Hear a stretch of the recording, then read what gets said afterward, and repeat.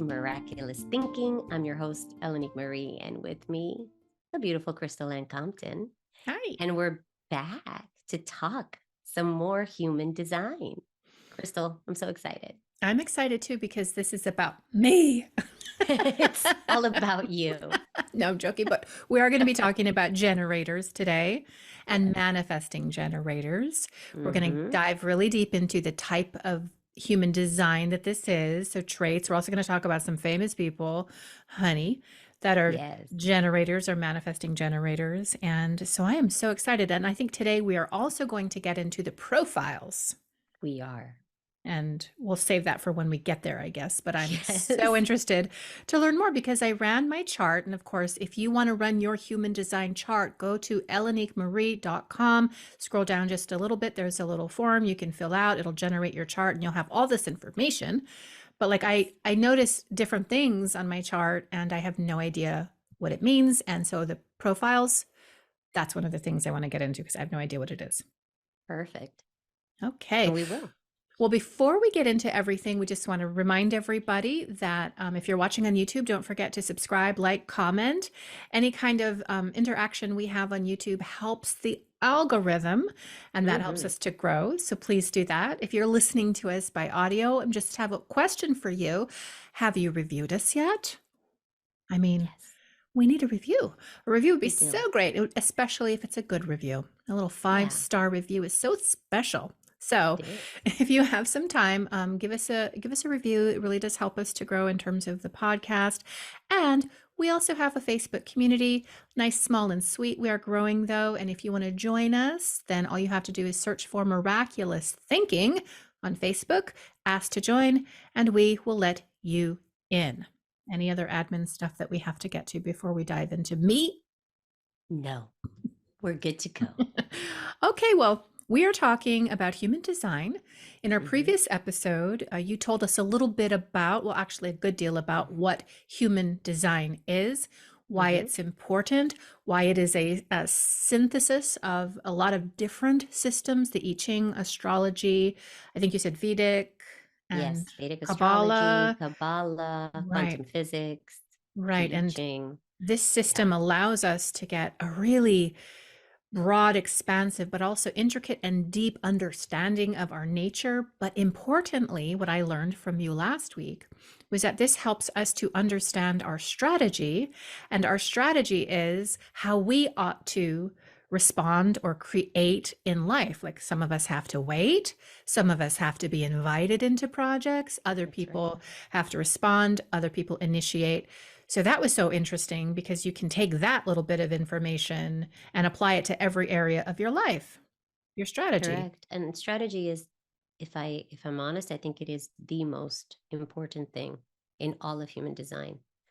Um, because if you didn't even know your type, but you knew your strategy, Mhm. it's just how you're meant to interact with the world.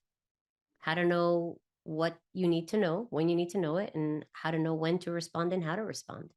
And if you can Yeah. do that, well, my goodness, if you're aligned with that flow of the universe, you're all set. And that's the issue is that so Mm-hmm. many of us are told that we have to be in the world a certain way. We have to show Right. up and be a go-getter and work really hard. Well, what if we told you that no, some of you have to wait an entire lunar cycle before you have to Right. act? So Yes. understanding your strategy is so important. If you haven't heard that episode, definitely go back to last week Mm-hmm. and take a listen. In this week's episode, we are going to get into the type, the human design type, generator, and manifesting generators. So I'm going to kick it on over to you to get us into it. Okay. Well, generators and manifesting generators are two types. And the thing about manifesting generators is that at the core, they're still a generator with just a little extra souped upness. So a lot of times manifesting generators think that makes them manifestors, but it doesn't. And what differentiates the generators from everybody else is that they have that defined sacral. The sacral is the most powerful motor in human design. And it's really unique because the sacral is consistent energy. All the other motors in the chart are inconsistent, they're wave like, they come sometimes like impulses. But the sacral motor is really consistent, reliable energy that you can depend on. And so generators, they need to learn that how to utilize that motor is by, number one, learning how to respond to invitations rather than initiate. So they need to check in with that gut pulse before they do anything. And they also need to wait for the outside world. So let's say they want to know, what am I supposed to do? Am I supposed to start this business? So you ask the question with your mind, and then you wait for the outside world to reflect back to you the solution or the opportunities of things to respond to. Because what we're taught is that we need to just, we have an idea, we run it through our own mind, we do our own logical assessment, and then we're like, okay, I'm going to do that. But no one has extended you anything to respond to. That's only for manifestors. Manifestors can have an idea and they can just, go do it. um, and even they have some intuitive things that they have to check in with themselves. They have to inform, like we discussed last week, and they have to inform others, and they have to, uh, if they have an authority like splenic, or they have to wait to understand what the right timing is, but they can initiate. Generators and manifesting generators cannot. So, what for them to be fully activated in their purpose, they have to learn to respond to what the world is bringing to them, to, instead of trying to figure it out with the mind, which is what we're taught to do in this world. Sit down, take out a piece of paper, don't get up, put your, what was that expression? Put your nose to the grindstone, Mm-hmm. like, Mm-hmm. just go down there and don't come back out until you figure it out. And honestly, for them, this is not the way to do things. So they essentially are here to do. They're the worker bees of the human community. They're here to do, they're here to respond. So, okay, flowers are blooming. There's pollen. Those bees go out and collect the pollen. There's the invitation. Not, I'm going to go look for a flower because Mm. I want to collect pollen. Do you understand? So that's Yes. that distinction. And they're here to master what they do. And what they're here to do is work in family. Generators, bread and butter, and the ideal focus of their life is their family and their work. And achieving mastery in the work that they do, their right work, and mastery in their relationship with their family. Hmm. Okay. So they really are communal beings. They're here to really sustain the community of man. We need them, obviously. They're the ones that have the energy and the will and the consistency to support the infrastructure of the rest of the types that kind of utilize a lot of their energy for doing what they need to do for the rest of humanity. So, but that can also be very frustrating for them, right? Mm-hmm. Because they're like, well, I have all this energy. I'm like this generator, it's like a horse, it's like a racehorse that you have in a stall. And it's like, open the door, open the door. I want to go run the race, but it's not time.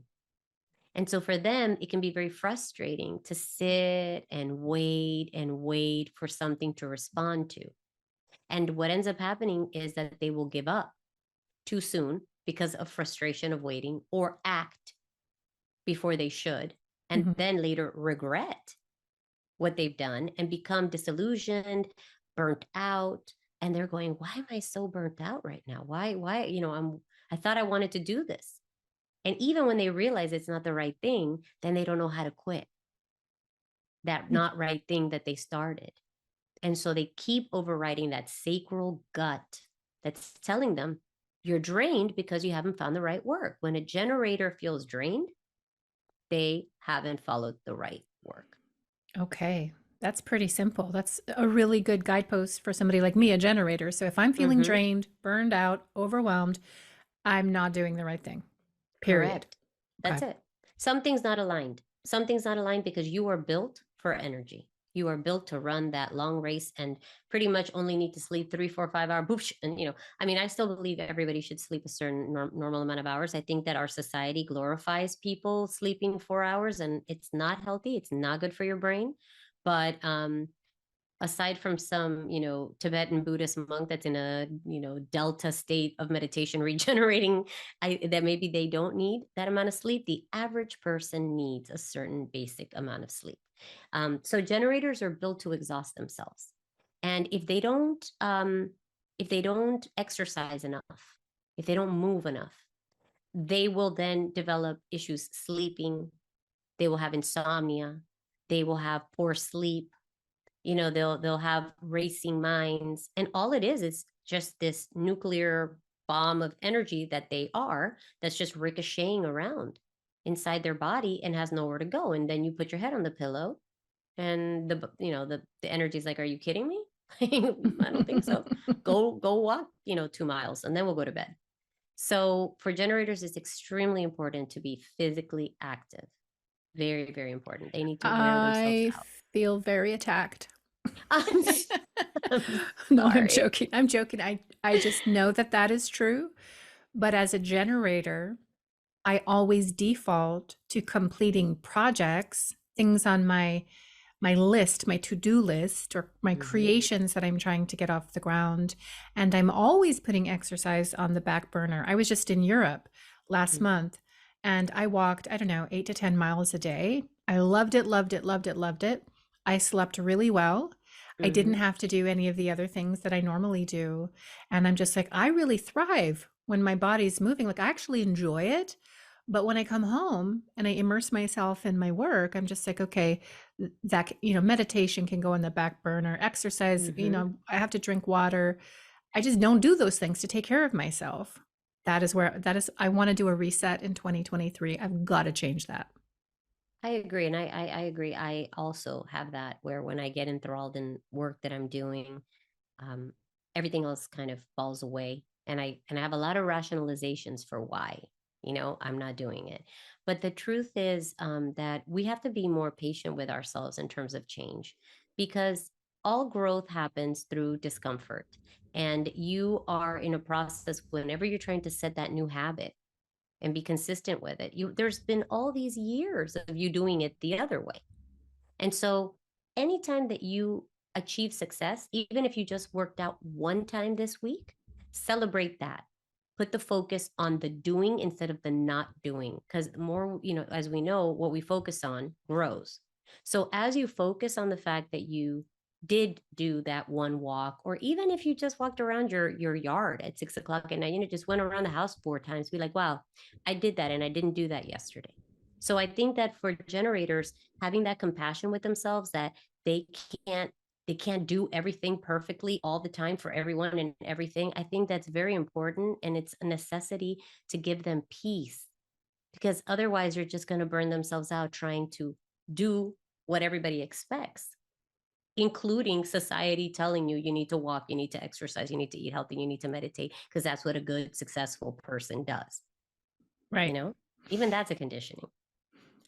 I have an observation. Tell me if I'm way off base, but as we're going through these different types, I'm in the back of my mind associating them to the elemental signs or even like astrological signs. And like Mm-hmm. as we're talking, I feel like generators feel very earthy to me because they're on the earth, they're generating. I'm Taurian, I'm a Taurus. Mm-hmm. And so I'm very home and hearth and very um, work oriented, but I'm taking care of my people, my family, which lines up with what you're talking about. Reflectors to me feel very watery, like water signs.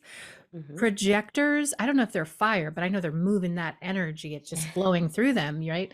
And then Right. manifestors kind of feel like air to me because they're pulling down that inspiration and then they're utilizing it. So is there any like connection between elements and human I design? I don't know, I haven't heard that, but I find that so fascinating, and I hadn't thought about it that way. But I agree with you that, if the worker bees are the generators and the manifesting generators, there is a groundedness, Mhm. consistency, plugging away and doing the thing until mastery is achieved, that is very grounded. It's Mhm. definitely not up in the ethers. It's very Right. about being here and now. Reflectors, I know for a fact, are really almost like nature elementals. These Mhm. people do fabulous in nature. They have a ridiculous connection to animals and to all living things, because they're so open, they feel everything. And so they are almost like those elusive, watery, Mm-hmm. nymphs that Mm-hmm. you can't even, I mean, they're just really unicorns. They're so beautiful. Piscean, very Piscean. Yeah, Yeah. Mm-hmm. beautiful. Um, and yes, I agree. Manifestors are very up, kind of disconnected, up in a way, kind of in their own Mm-hmm. cloud, in Mm-hmm. their own creative process. So I would agree with you. It's Definitely. interesting. Yeah, I'm I gonna was just ask like thinking around. about that. Then I'm like all the astrological signs that connect with that. But anyway, I don't want to take you Yes. down another road. I always do that. No. Back to generators, or like maybe moving on to manifesting generators. So a generator is the workhouse. They've got the energy, and if they're in Mm-hmm. aligned, that energy seems limitless. They can Yes. do it all. Um, but a manifesting generator also has the component of being inspired and then doing the work to carry it into vision and materiality, right? Yes. Yes. And the thing I just wanted to add before we move on to the manifesting generators is that generators, they don't realize, but when they wait, which seems like they're doing nothing, Yeah. they actually emit a magical force that is sending out the attraction beam to bring to them the something to respond to. Okay, wait a minute. Yeah. What? Yes. So it's not Okay. like you're sitting there doing nothing. Like sometimes it could feel like, well, but I need to make something happen. Nothing's happening. But Right. actually, waiting in presence, preparing, being, like if you're studying something, making sure you're really thoroughly know what you're talking about, or really getting your website ready, or whatever it is that you're doing. But waiting with expectancy is sending a magical like charge, like a womb, like an ant, and it's emitting. And what happens is that they begin to pull to them the things to respond to. So it's not just a coincidence. Their desire, like we talked so much with Neville, when they're aligned and waiting, attracts. So that's very beautiful about them Okay. as well. I'd Mm-hmm. like to just digest that a little bit because for me, when I am not doing generating, I struggle with being like, am I being useless? I should be Right. producing. I should Mm-hmm. be doing. And I have a hard time just being like, well, let me just sit down, watch the birds, have a cup of coffee, and think my thoughts to myself. Like that feels like, oh, I should be doing something else. But to hear you say that if I don't build that in as part of my strategy, who it is that I am, Mm-hmm. and to not do that means I'm not emitting the signal, the womp womp, Correct. that draws it back into that is so freeing and liberating to me. That gives me permission to be calm and still and not have to do so much. And that's what I love about human design. It finally honors each type for who they are and shows them the power of that strategy. That's why I think strategy is so pivotal, because when you understand your strategy and the power of it, and the fact that you're actually making things go faster with the strategy instead of slower, you're avoiding wasting time. So when you take that time to relax, what human design does is it gives us permission to do that. It gives us permission to just step into the most efficient way of allowing the universe to co-create with us. And that's really what it is. It's the universe has created these blueprints of which we are an expression, right? We are this sort of final brought down materialized product built from a blueprint. And that blueprint has an interface, a way that it connects with the universe. And all of us want to use one interface. We want to use the manifesting generator or the manifestor interface because we've been conditioned to believe that that's what we are supposed to be. And that's why there's so many unhappy, burnt out people. Hmm.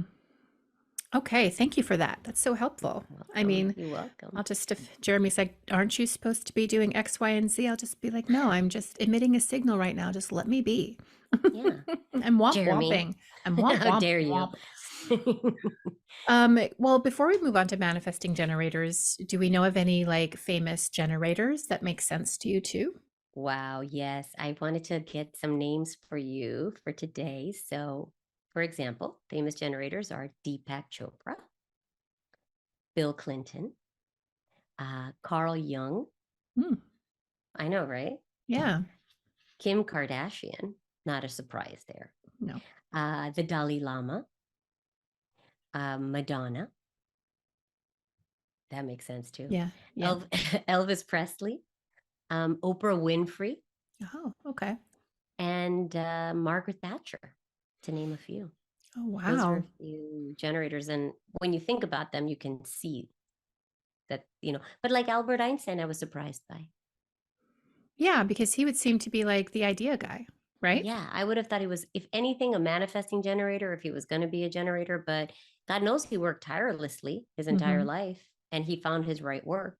So, there you go. Or the Dalai Lama too. You'd think he'd be up in the astral heady, drawing down like concepts and knowledge. But look at how practical the Dalai Lama has been That's true.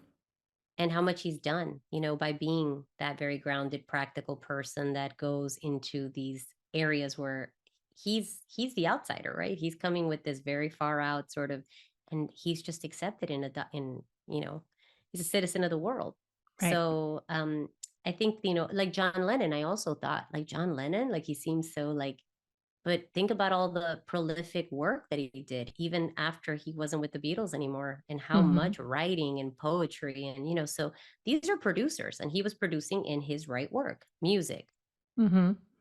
and change, because he was a change agent. I mean, he represented an idea of love, of coming together, of really what the world could be. And he pushed it through music.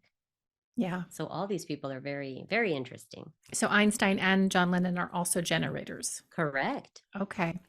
So I know last week we were talking about a couple of very famous personalities and wondering what their human designs were, in Yes. particular, Elon Musk and Donald Trump. That's Donald right. Trump, because they're kind of like these huge idea people, but so Yes. super polarizing. So I Hmm. know you looked into it. And what are they? They are both manifesting generators. And You I'm knew not it. surprised. Hmm. Yeah, I'm not surprised. They're both extremely vital people, energetic people that not only are having their very unique perspectives on things and influencing large groups of people with those ideas, but they're in the front lines. Like they're doing it every day. These are workaholic men. They're not like sitting up in a tower thinking about stuff. You see them down there.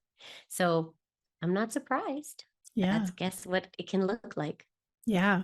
Interesting. Well, let's get into manifesting generators. And Yes. so, do they have like the full characteristic and nature of a generator? And then you called it a little bit of souped up plus a little more? Yes. So a manifesting generator is a generator. But the thing with them is that, and they're also 35%, by the way, generators are 35% of the population, and manifesting generators are also 35% of the population. Um, but the thing with them is that they have a motor to the throat. So that's what makes a manifester. When you have one of the four motors of the in the human design system with a direct line to the throat, which means that they can initiate speaking, but they still have to wait to respond. So a lot of times manifesting generators think, well, I'm a manifesting generator. That makes me a manifester and a generator. No, you're a generator that can initiate in communication. So they can speak, but they cannot initiate. Like every other generator, they have to wait to respond. Now, because they have that motor to the throat, they have an interesting thing, which is that they're the quickest type. Those are the ones that are just fast going, going, going, going, going, jumping steps. They jump steps, and then they'll figure out if they have to come back and fix it or if they've just found a quicker way to do something, which a lot of times they have. And so they're constantly innovating. But just like manifestors, just like generators, they really need to develop that trust in their intuition and in their sacral to know what am I supposed to be responding to and what not, because the line between initiating and responding can become very shady for them. It's hard to know, am I initiating because I do have this initiating energy, or am I responding? And sometimes they can talk themselves into thinking that they're responding when in fact they're initiating, Okay. which can lead them to have the same problems that manifestors have, which is anger, right? Anger at being interrupted, anger at not being able to do what they want to do when they want to do it. together with frustration that comes from the generator side of it, which is just frustrated that things are not moving fast enough, frustrated that they have to wait to find something to respond to. So you have both things in them. You can have anger and frustration, which makes them, could potentially be intense people. Well, that makes sense with our former president and Elon Musk, probably. I don't know. But Probably, we don't yeah, know, yeah, but I don't know. Okay, interesting. All right. exactly. And so for them, just like generators, patience is a virtue. Really trusting their gut. And it's extremely important that they not only trust their gut, but because they have that manifestor aspect to them, they also have to follow the manifestor strategy of informing. So they have double homework. They've got to wait to respond, and they have to inform anybody that's in the path that will be like potentially affected by their decision. They have an obligation to inform in order to avoid major problems with the people closest to them. Okay. Yeah, So, how do these people show up? How do generators show up in love relationships? I'm always curious to know how they interact with other people. And, so generators and manifesting generators, what kind of lovers are they? absolutely. Well, you know what the thing is with generators, they're lovely because they are really about family. They're really about family and they're really about work. So you really have a partner.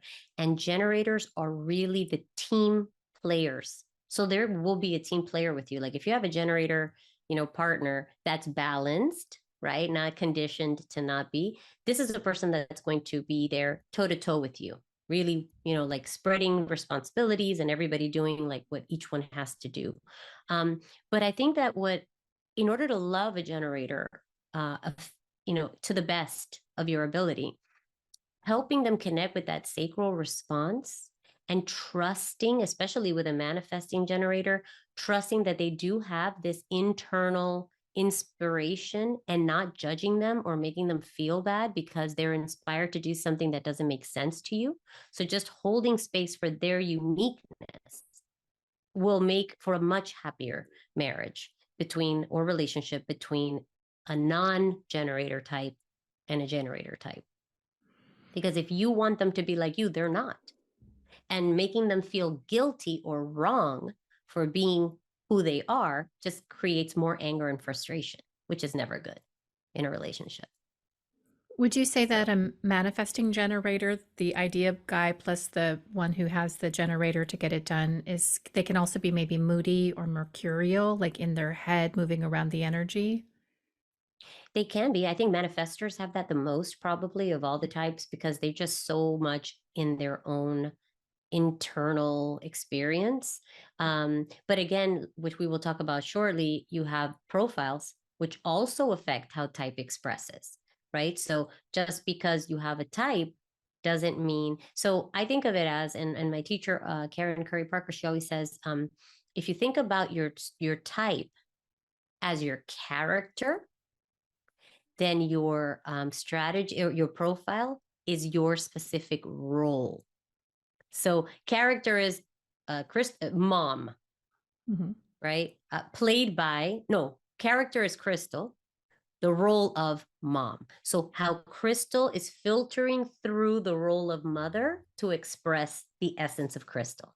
Okay. And I just thought that was an incredible way to think about profiles and lines because it's true. We all have a character, Mhm. but even within that character, we have a role that we play. Each line represents an archetype.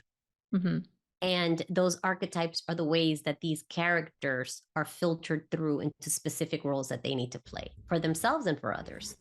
Well, do we want to move into profiles now and kind of Yeah, we drill could. down into it, or do you have anything else Yeah. that you wanted to share about Manny's, Jenny's, and Manny Jenny's? Just no, just to that they have to multitask. Yeah. So manifesting generators need to be free to do multiple things at the same time. It's part of their process. It's part of what brings them joy. It's how they create. And if they start seven things, that doesn't mean seven things have to be successful. They just have to do the other five things to keep the energy moving while they focus on the other two things that are actually going to pan out. So, from the outside perspective, people will look at that and say, oh my God, this person is just so unstable, can't stick with one thing. It can't just wait to become good at such and such a thing. And I know that when I was young, I had so many interests. I liked writing and I liked singing and I like, and everybody would be like, and I'm not even a manifesting generator, but I remember just being told, well, you really need to pick one thing. And I'm not even a manifesting generator, and it upset me. So I can only imagine when the essence of who you are is an exploratory somebody, and people keep telling you that you got to pick one thing. No wonder they get angry and frustrated. So if you have a manifesting generator child, and I do, I think the biggest gift you can give a manifesting generator child is to hold space for their, almost lack of focus sometimes, or that they're going to rush through stuff, but that's how they learn. You cannot have them study and do the way another child does, because that's not their system. So I just think I would like to ask parents out there, whether you're a parent or even if you're the partner, just hold space for that process of your manifesting generator partner or child, because they will love you so much for it, and you will get so much more of them because you accept them and celebrate them for what they are. Awesome. Well, before we move on to profiles and all the juicy goodness therein, are there any other interesting celebrity manifesting generators besides Elon Musk and Donald Trump? Yes. I'm going to tell you, I thought this was cool when I was looking up Marie Antoinette. Oh, really?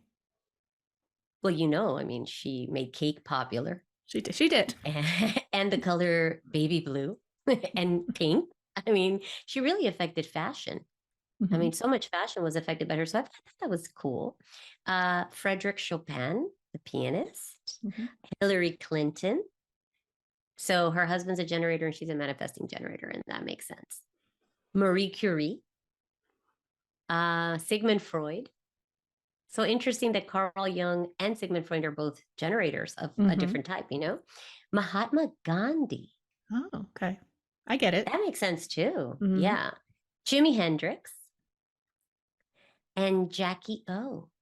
Oh, Yes. Jackie. Oh, that's interesting. Yeah, Because I she would have kind thought of she was like a played, projector or yes, something like very much more mysterious. I would have understood like manifestor or projector or even reflector, right. but she is not. She's a manifesting generator. So she was doing more behind the scenes than we know, probably. Absolutely. Well, when you think about it, I mean, think about how she redid the entire White House Yeah, and pretty much transformed fashion and right. decor and all of it. Hmm. So Yep. definitely.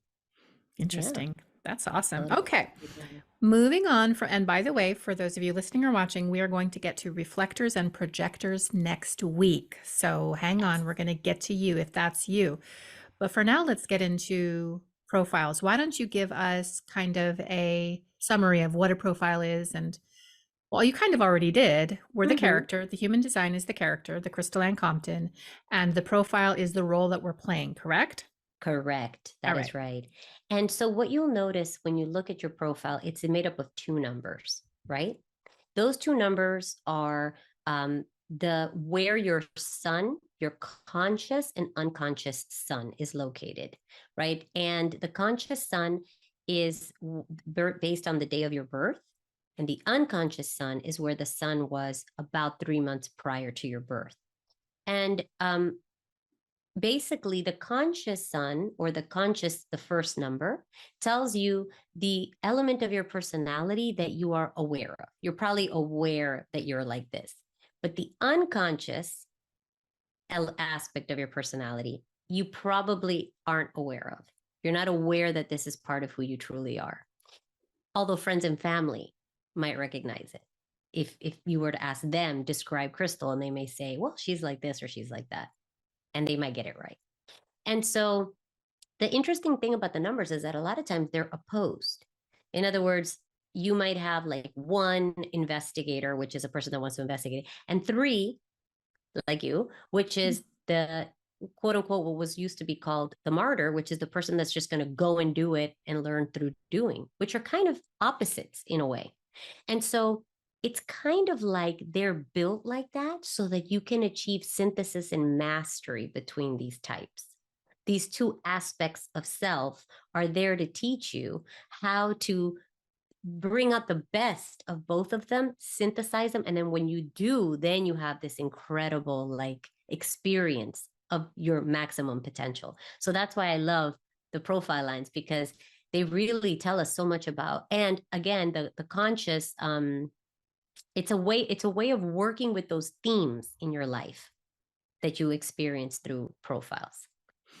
Okay, so as I understand it, there are 6 numbers within the Mm-hmm. profiles, Mm-hmm. which are the conscious and the unconscious suns, as you say.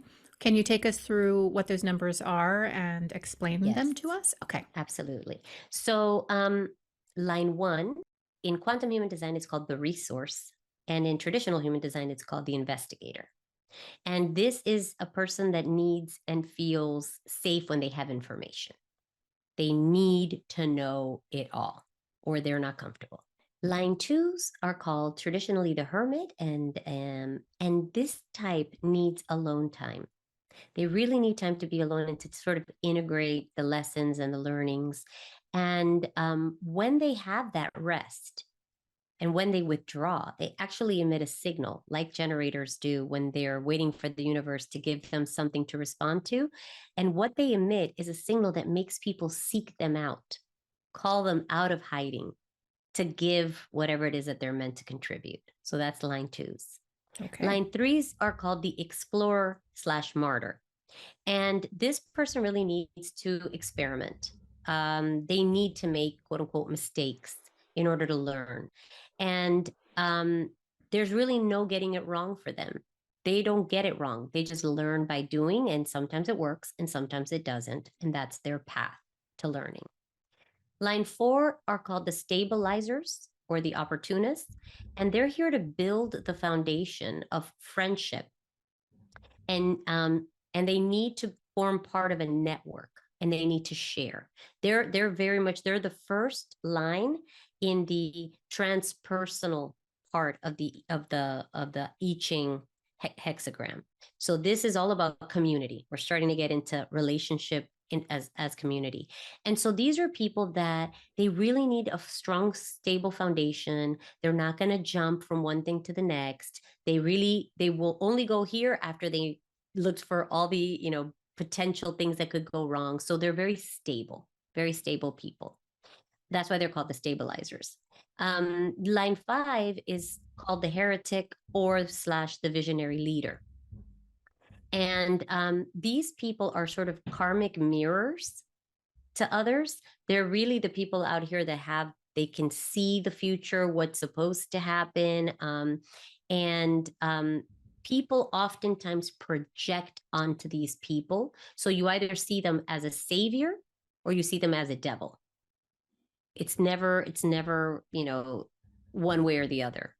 So they need to trust in themselves that if they're okay with their worth, if they're stable in their identity, then their ideas will eventually fall on the right ears and people will perceive them correctly. But if they get confused with the projections, they will become lost and lose that gift of vision, that they're here to be those karmic mirrors for all of us.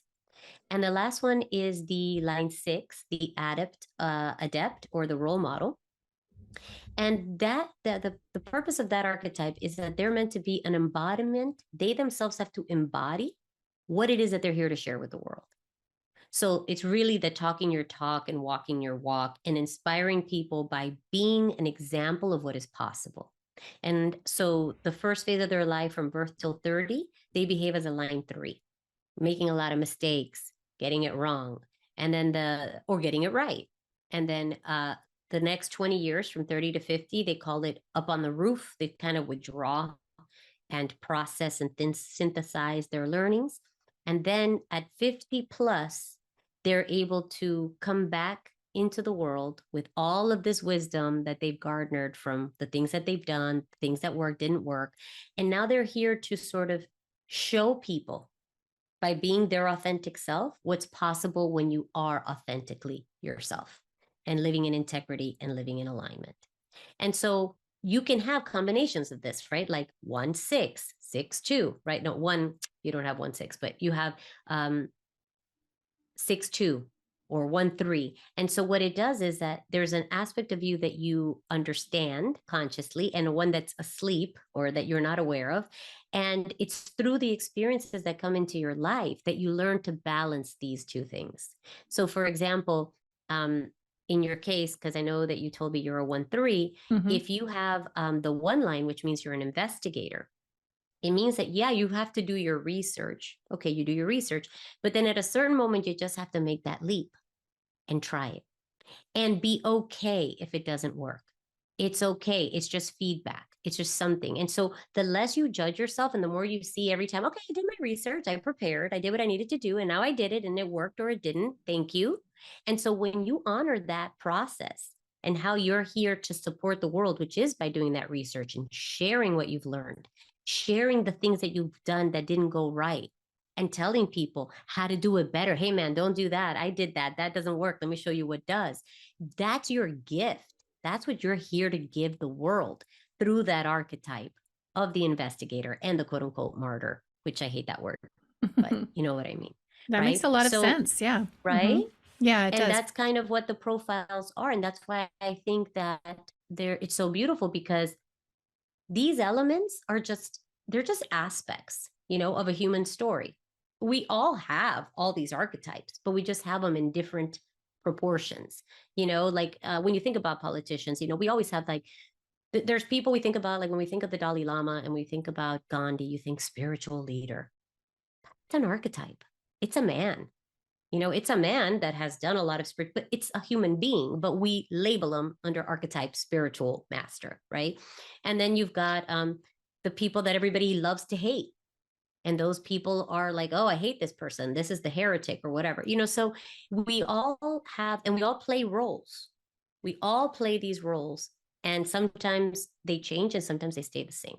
But the profile lines don't vary. They are what they are. It's just that you have a high expression of it and you have a low expression of it. Hmm. So Okay. if you have a low expression of the one line, it means you don't trust what you already know. Even though you already know it, you did the research, but you still hesitate. I have to take another course. I have to read another book. I'm not ready. I'm not prepared. Right? That's the low expression of a line one. Line 3 is, oh, I already made a mistake and I don't want people to judge me anymore. So I'm just not going to try anything new because I don't want to be judged. So I'm just going to withdraw. That's the low expression of line 3. High expression is, I don't care. That's how I learn. And if I didn't get it right, I know now 1,000. I think it was who was it that created the light bulb? Edison? Edison? Was it Edison? And I think whoever I it think was so. said, I've learned 1,000 ways not to make a light bulb before I learned how to make a light bulb. And that's not a mistake. That's just 1,000 ways not to do it. And I love that. I love that way of thinking about it. So what are your profile numbers? 6-2. So Wow. I'm role model hermit. Okay. Yeah. And it makes perfect sense to me because everything that's happened to me in my life, I was wondering, why are these things happening? Like, how? Why? But now I understand, I'm like, I'm supposed to master them. And in doing that, it shows everybody else who's having a hard time in their own unique way, because we all are, that you can make it too, no matter what. And I think that that's what connects us as human beings. It's just people that give us hope in different degrees. And I have the people that give me hope. And so if we can all just show up for each other in the most authentic way, owning our story, telling a better story, a story that empowers us, then that's the gift we give to the community. That's the gift we give to the world. And I think that's what we're here to do, to just be authentically who we are and inspired by being. We're called human beings, not human doings. And I think we Right. forget that. We forget that a lot. And so your two line would be the hermit. Yes. So in So, its good expression, it means that I take my time alone that I need to process. I'm a projector too, so I need to be away from people a lot and just like be in my own energy.